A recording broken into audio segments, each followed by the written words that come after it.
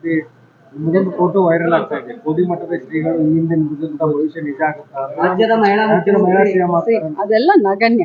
ಈಗ ಸದ್ಯಕ್ಕೆ ಆ ಚರ್ಚೆ ಎಲ್ಲ ನಗಣ್ಯ. ಮೂಢ ಹಗರಣ ಅಂತ ಒಂದು ಕೇಸ್ನಲ್ಲಿ ಏನೋ ಸುಳ್ಳು ದಾಖಲೆಯನ್ನ ಕೊಟ್ಟು ಏನೋ ಮಾಡ್ತಾ ಇದ್ದಾರೆ ಬಿಜೆಪಿಯವರು. ಇಂಥ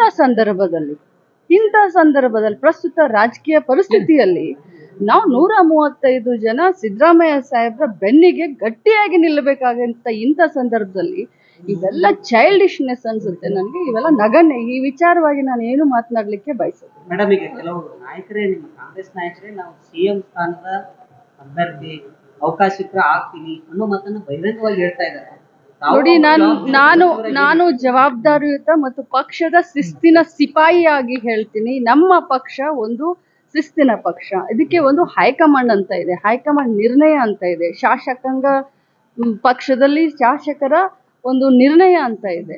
ಸೊ ಈ ವಿಚಾರವನ್ನ ನಾವು ಅಲ್ಲಿ ಇಲ್ಲಿ ಗಲ್ಲಿಯಲ್ಲಿ ಮಾತಾಡುವಂತ ಚರ್ಚೆ ಮಾಡುವಂತ ವಿಚಾರಗಳಲ್ಲ ಇವು. ಧೀಮಂತ ನಾಯಕತ್ವ, ಗಟ್ಟಿ ನಾಯಕತ್ವ ಸಿದ್ದರಾಮಯ್ಯ ಸಾಹೇಬ್ರ ಸರ್ಕಾರ ಬಹಳ ಚೆನ್ನಾಗಿ ಸರ್ಕಾರ ಕಾರ್ಯವನ್ನ ಮಾಡ್ತಾ ಇದೆ. ನಾವೆಲ್ಲರೂ ಅವ್ರ ಜೊತೆಯಲ್ಲಿದ್ದೀವಿ. ಇಷ್ಟೇ ನಾನು ಹೇಳ್ಬೋದು. ಬೇರೆಯವರ ಅದು ಏನೇ ಇದ್ರು ಕೂಡ ಅದನ್ನ ಹೈಕಮಾಂಡ್ ವಿಚಾರ ಮಾಡಿ.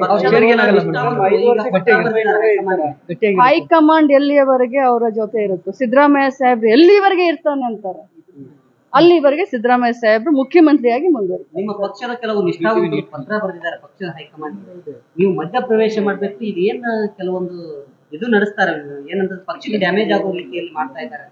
ಅದಕ್ಕೆ ತಾವೊಬ್ಬರು ಪಕ್ಷದ ನಿಷ್ಠಾವಂತರಾಗಿ, ನಾನು ಇಷ್ಟೇ ಹೇಳ್ತಾ ಇದ್ದೀನಿ, ಪಕ್ಷದ ನಿಷ್ಠಾವಂತ ಒಬ್ಬ ಕಾರ್ಯಕರ್ತೆಯಾಗಿ ಹೇಳ್ತಾ ಇದ್ದೀನಿ. ಇದು ಅಲ್ಲಿ ಇಲ್ಲಿ ಗಲ್ಲಿಯಲ್ಲಿ ಬೀದಿ ಹಾದಿಯಲ್ಲಿ ಮಾತನಾಡುವಂತ ಚರ್ಚೆ ಮಾಡುವಂತ ವಿಚಾರ ಅಲ್ಲ.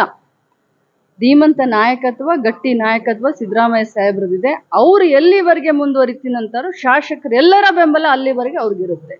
If you like this video, ಬೇಗ ಲೈಕ್ ಮಾಡಿ, ಕಾಮೆಂಟ್ ಮಾಡಿ, ಶೇರ್ ಮಾಡಿ ಹಾಗೂ ಯೋಯೋ ಟಿವಿ ಕನ್ನಡವನ್ನು ಸಬ್ಸ್ಕ್ರೈಬ್ ಮಾಡಿ.